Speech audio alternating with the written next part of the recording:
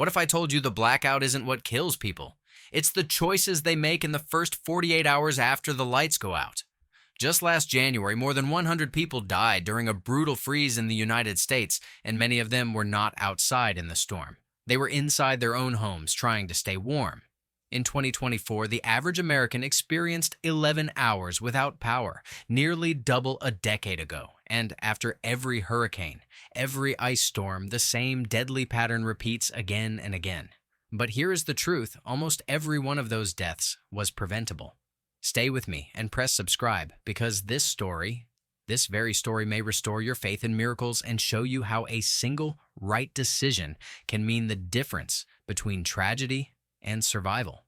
The grid going down rarely claims lives directly. What kills people are the survival decisions made inside their own four walls during the first 48 hours. Power outages are becoming more common, not less. According to the Energy Information Administration, U.S. electricity customers experienced an average of 11 hours of interruptions in 2024. That's nearly double the average from the previous decade. And here's what makes this worth your attention. The deaths that follow these outages aren't freak accidents. They're predictable patterns that repeat after every hurricane, every ice storm, every extended blackout.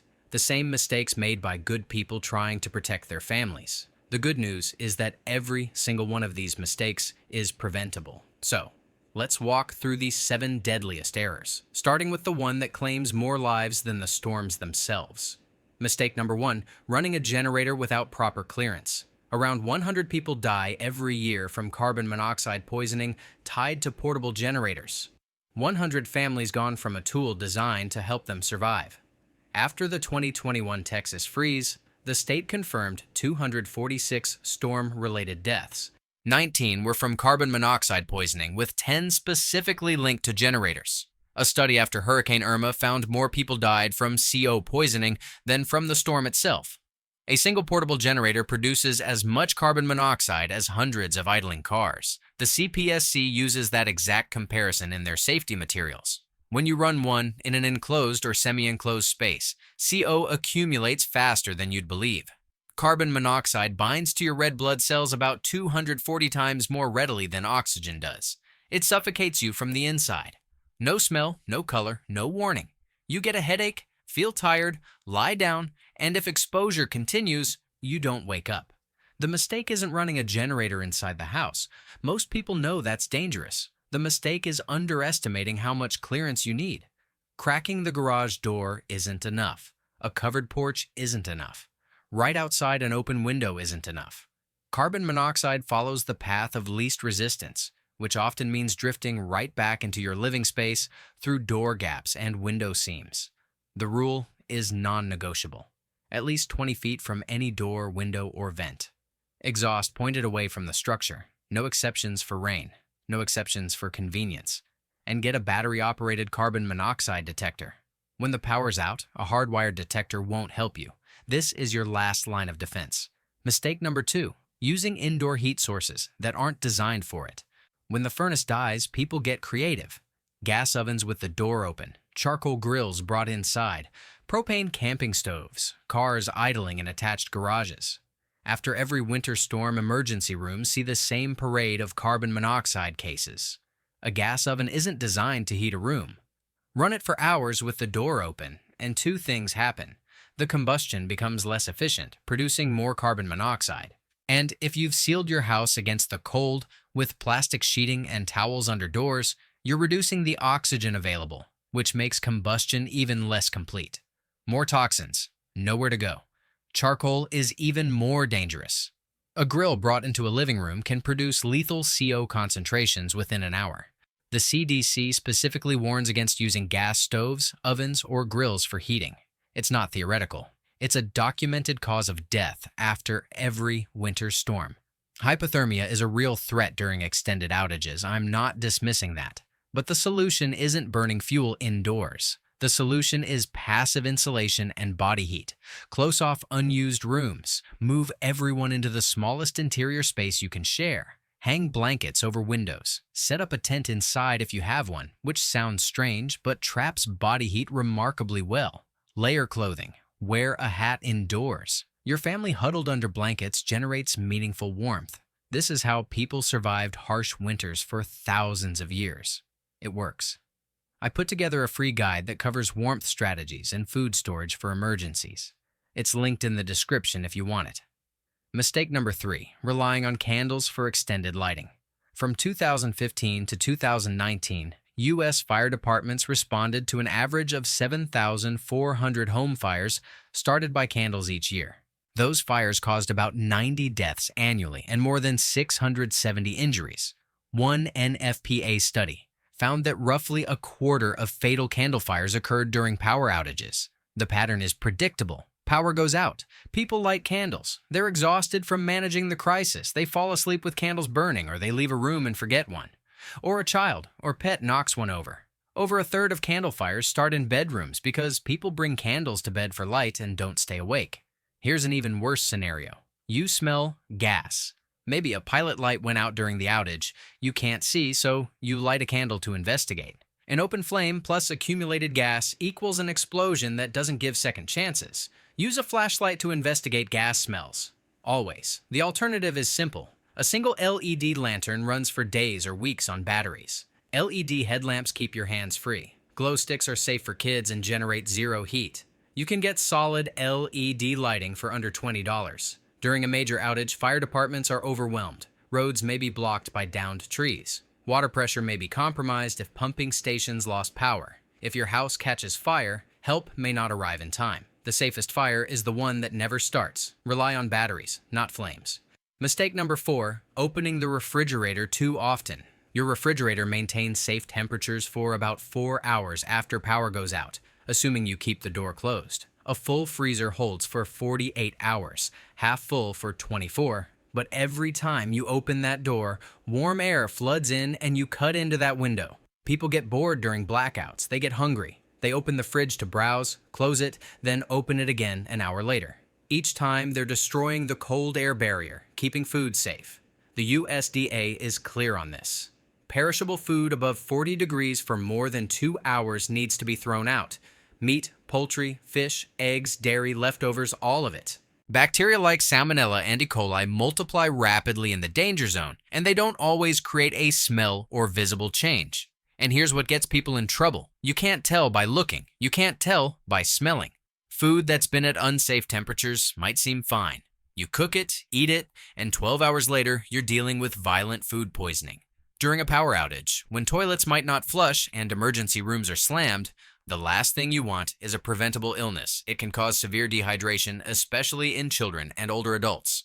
The rule is simple. When in doubt, throw it out. Never taste food to test if it's safe. Keep a thermometer in your fridge and freezer so you know the actual temperature when power returns. Mistake number 5, assuming your water is still safe. If you're on municipal water, the treatment plant probably has backup generators, but even if it does, the pumps maintaining pressure in the distribution system might not.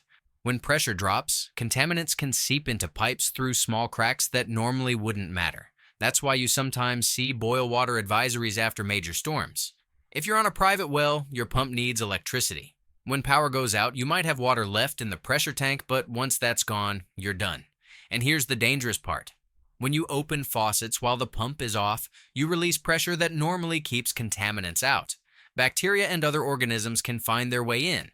The water can become contaminated without any change in taste or appearance. The smart move during an extended outage is to minimize water use from your well. Use stored water for drinking and cooking. When power returns, run faucets for a few minutes to flush the lines before drinking. The practical solution for most people is simpler. Store water before you need it. 1 gallon per person per day for drinking and basic sanitation. A family of 4 needs about 12 gallons for a 3-day outage. That's not much space in a closet, and it eliminates the question entirely. Mistake number 6, failing to plan for medical equipment. Over 4 million Medicare recipients rely on electricity-dependent medical equipment. Oxygen concentrators, CPAP machines, ventilators, nebulizers. When power's out, these devices stop working. And that 4 million only counts Medicare. The real number is much higher. Most battery backups last 2 to 12 hours depending on the device. That sounds reasonable until you remember that major outages can last for days. The January storm left hundreds of thousands without power for nearly a week. The mistake isn't forgetting you have medical equipment. The mistake is not having a stepwise plan for when the power doesn't come back on. First question, how long does your backup battery last? If you don't know, find out today. Second question, what's your second power source? A portable power station? A generator with proper outdoor placement? Someone's house across town that still has power? Third question, if all of that fails, where do you go? A hospital? A community shelter with medical support? Many utility companies have programs for customers with medical needs, including priority notification and sometimes backup battery systems. If this applies to you or someone in your household, call your utility company now. The time to figure this out is not when you're watching the battery meter drop. It's today. Mistake number 7, plugging everything back in when power returns. When utilities restore the grid after a major outage, the process isn't gentle. Transformers switching back online can send voltage spikes through the system that far exceed normal levels. Modern electronics are vulnerable. TVS, computers, anything with integrated circuits can be permanently damaged. Even appliances with electronic controls, which includes most modern refrigerators and washing machines, are at risk. The fix is simple. When power goes out, unplug valuable electronics. Leave one lamp plugged in and turned on as your signal. When it lights up, wait 20 minutes before plugging things back in. That lets the grid stabilize. If unplugging everything is impractical, use surge protectors, not power strips. Surge protectors with a Joule rating on the packaging, and replace them every few years because they can wear out after absorbing surges. That 20-minute wait might feel tedious, but it can save you thousands of dollars in damaged equipment. 7 mistakes, each one preventable, each one claiming lives or causing serious harm after nearly every major power outage. The thread connecting them is this.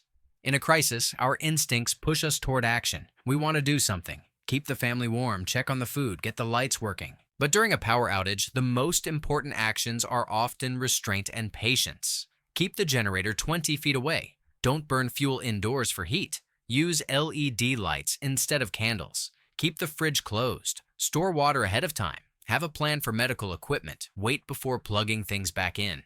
If you remember these 7 things, a power outage becomes what it should be, an inconvenience, not a tragedy.